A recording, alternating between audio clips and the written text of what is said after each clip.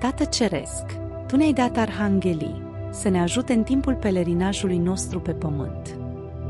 Arhanghelul Mihail este ocrotitorul nostru și pentru asta îl rog să vină în ajutorul meu, să lupte pentru toți cei dragi mie și să ne protejeze de pericole. Arhanghelul Gavril este un mesager al veștii bune. Îl rog să mă ajute să aud clar vocea Ta și să mă învețe adevărul. Arhanghelul Rafael este îngerul vindecător. Îl rog să-mi ia nevoia de vindecarea mea și a tuturor celor pe care îi cunosc.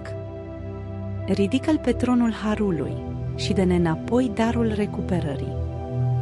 Doamne, Te rog, luminează-mă și fă-mă să înțeleg mai pe deplin realitatea arhanghelilor în viața mea, cât și dorința lor de a mă ajuta. Arhanghel măreți, rugați-vă pentru mine. Amin.